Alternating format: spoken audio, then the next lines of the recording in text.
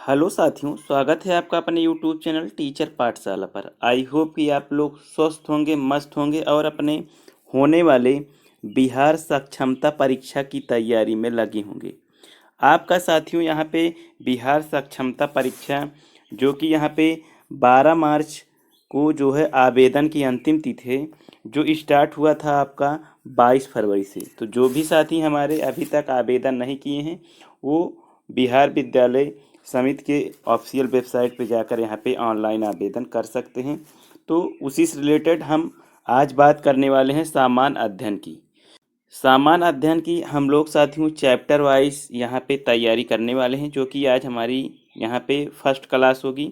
आपको बता दें कि ये जो टॉप 15 क्वेश्चन है, टॉप 15 क्वेश्चन जो लेकर आए हैं, ये आपके बिहार एससी ईआरटी से प्लस एनसीईआरटी से बनाए गए प्रश्न हैं, जिससे यहाँ से आपको इस तरीके से क्वेश्चन यहाँ से पूछे जा सकते हैं।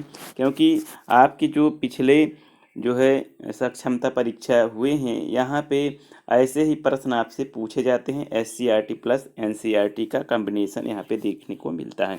तो आज हम टॉप 15 क्वेश्चन करने वाले हैं, जिससे आपके एग्ज़ाम में एक बेहतर तैयारी हो सके और आप बिहार में जो है अध्यापक बन सकें। तो चलिए देर न करते हुए पहले प्रश्न की ओर बढ़ते हैं। पहला प्रश्न देखेंगे। हमारा पहला प्रश्न क्या है, इस तरीके के जो प्रश्न आपसे पूछे जाते हैं। देखिए, पहला प्रश्न है कि राष्ट्रीय संग्रहालय और राष्ट्रीय अभिलेखागार कहाँ स्थित है। तो आपको बताना है कि जो भारत का राष्ट्रीय संग्रहालय है और राष्ट्रीय अभिलेखागार है, ये कहाँ पे स्थित है। तो आपको बता दें कि ये हमारे भारत की राजधानी नई दिल्ली में स्थित है। यहाँ पे हमारा right answer option number A हो जाएगा।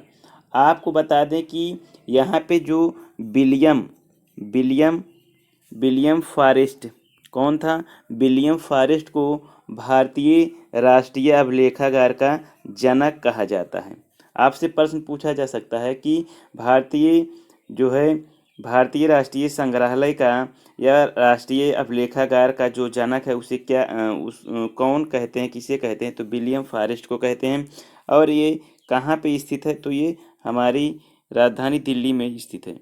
चलिए आगे बढ़ेंगे, अगला प्रश्न देखेंगे साथियों। अगला प्रश्न क्या कह रहा है। अगला प्रश्न है कि ए हिस्ट्री ऑफ ब्रिटिश इंडिया, एक बुक है कि ए हिस्ट्री ऑफ ब्रिटिश इंडिया नामक पुस्तक किनके द्वारा लिखी गई थी। तो आ हिस्ट्री ऑफ ब्रिटिश इंडिया नामक पुस्तक के जो लेखक हैं वो थे जेम्स मिल। तो इसलिए ऑप्शन बी हमारा करेक्ट आंसर हो जाएगा, जेम्स मिल।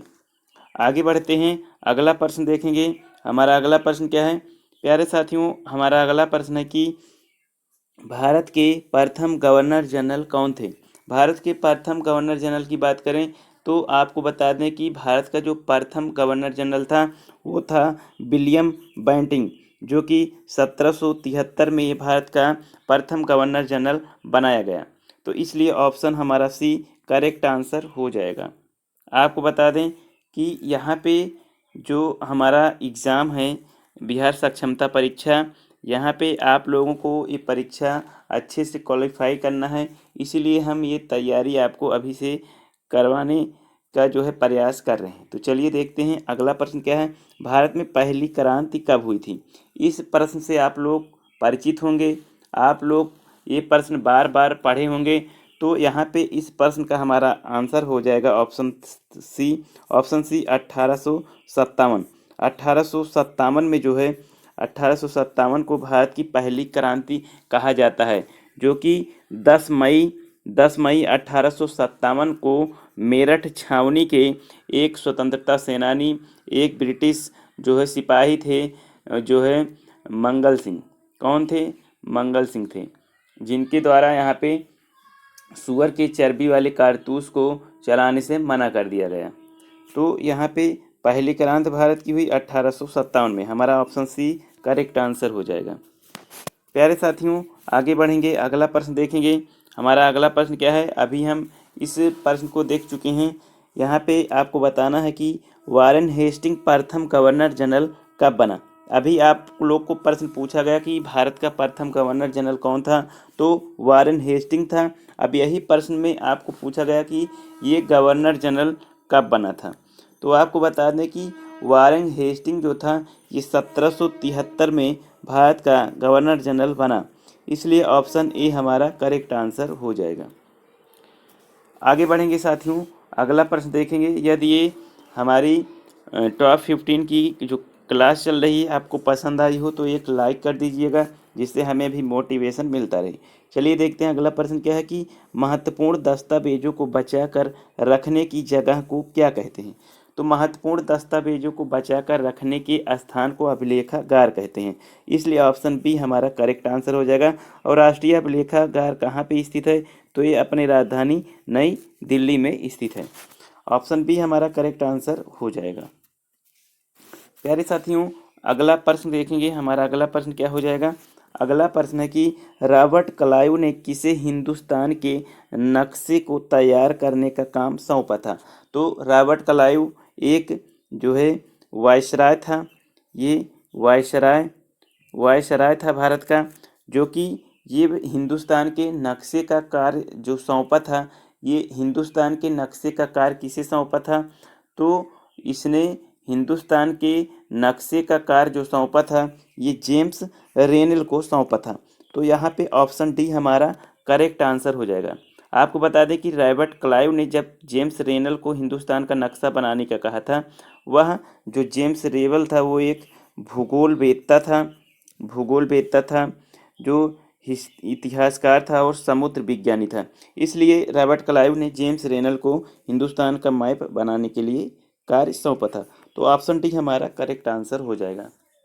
प्यारे साथियों, आगे बढ़ेंगे, अगला प्रश्न देखेंगे। हमारा अगला प्रश्न क्या कह रहा है। अगले प्रश्न की बात करें प्यारे साथियों, तो अगला प्रश्न है कि इतिहास को कितने कालों में विभाजित किया गया है। आपको बताना है कि जो हिस्ट्री है, हिस्ट्री को कितने कालों में विभाजित किया जाता है। तो हिस्ट्री को 3 कालों में विभाजित किया जाता है, तो इसलिए ऑप्शन सी हमारा करेक्ट आंसर हो जाएगा। आपको बता दें कि इतिहास के 3 काल कौन से हैं। एक है यहाँ पे एशियंट हिस्ट्री, जिसे हम प्राचीन इतिहास कहते हैं। दूसरा है मेडुअल हिस्ट्री, जिसे हम मध्यकालीन इतिहास कहते हैं। और तीसरा है हमारा आधुनिक इतिहास, जिसे हम मॉडर्न हिस्ट्री के नाम से जानते हैं। तो यहाँ पे हिस्ट्री को 3 कालों में बांटा गया है, इसलिए ऑप्शन हमारा सी करेक्ट आंसर हो जाएगा। आगे बढ़ेंगे प्यारे साथियों, अगला प्रश्न देखेंगे। हमारा अगला प्रश्न क्या है। अगला प्रश्न है कि ब्रिटिश भारत का अंतिम वायसराय कौन था। तो ब्रिटिश भारत का अंतिम वायसराय कौन था। आप लोग को इस क्वेश्चन का आंसर पता होगा। आप लोग को इस क्वेश्चन का आंसर पता हो तो आप लोग कमेंट बॉक्स में कमेंट करके अवश्य बताइएगा कि ब्रिटिश भारत का अंतिम वायसराय कौन था। तो आपको बता दें कि ब्रिटिश भारत का जो अंतिम वायसराय था वो था लॉर्ड माउंटबेटन। ऑप्शन डी हमारा करेक्ट आंसर हो जाएगा। आपको बता दें कि लॉर्ड माउंटबेटन 1947 से 1948 तक भारत का वायसराय रहा, जो कि ब्रिटिश वायसराय अंतिम ब्रिटिश वायसराय था, जो कि स्वतंत्रता के बाद वह स्वतंत्र भारत का प्रथम गवर्नर भी था, स्वतंत्र भारत का प्रथम गवर्नर जनरल भी था। तो इस तरीके से आपसे प्रश्न पूछा जाता है। तो यहाँ पे ब्रिटिश भारत का अंतिम वायसराय कौन था, तो माउंटबेटन था, इसलिए ऑप्शन डी हमारा करेक्ट आंसर हो जाएगा। प्यारे साथियों, अगला प्रश्न देखेंगे। हमारा अगला प्रश्न क्या है। अगले प्रश्न की बात करें तो अगला प्रश्न है कि भारतीय राष्ट्रीय अभिलेखागार कब बनाया गया। तो भारतीय राष्ट्रीय अभिलेखागार की बात करें तो यहाँ से आपसे प्रश्न पूछ सकता है कि भारतीय राष्ट्रीय अभिलेखागार का जो यहाँ पे निर्माण है ये कब किया गया था, किस सन में किया गया था। तो भारतीय राष्ट्रीय अभिलेखागार का जो निर्माण है ये 1926 में किया गया था। तो ऑप्शन बी हमारा करेक्ट आंसर हो जाएगा। आपको बता दें कि 11 मार्च 1891 को कलकत्ता में इंपीरियल रिकॉर्ड विभाग के रूप में इसकी स्थापना की गई थी, जो कि बाद में चलकर इसके भारतीय राष्ट्रीय अभिलेखागार किया गया 1926 में। तो ऑप्शन हमारा बी करेक्ट आंसर हो जाएगा। प्यारे साथियों, अगला प्रश्न देखेंगे। हमारा अगला प्रश्न क्या है। अगले प्रश्न की बात करें प्यारे साथियों तो अगला प्रश्न है कि यहाँ पे कोलकाता का पुराना नाम क्या था। आपको बताना है कि कोलकाता का पुराना नाम क्या था। तो कोलकाता की बात करें, कोलकाता, कोलकाता बंगाली शब्द है। कोलकाता क्या है साथियों? तो कोलकाता एक बंगाली शब्द है जिसका अर्थ होता है काली क्षेत्र। क्या होता है? काली क्षेत्र होता है। तो यहाँ पे आपको बताना है कि कोलकाता का पुराना नाम क्या था।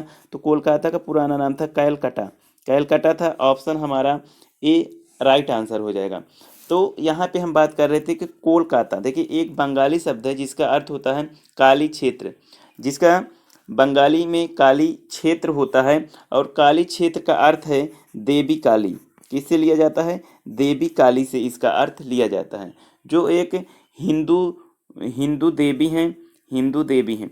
तो यहाँ से इस तरीके से आपको जो है पढ़ते हैं तो इस बारे में भी आपको जानकारी होनी चाहिए, इसलिए ये चीज़ें आपको जानना जरूरी है। अब आपको बता दें कि जो कोलकाता है एक शहर है, इसका आधिकारिक तौर पर 2001 में, कब? आधिकारिक तौर पर 2001 में इसका नाम कोलकाता कर दिया गया। इसका पुराना नाम क्या था? कैलकटा। तो ऑप्शन ए हमारा करेक्ट आंसर हो जाएगा।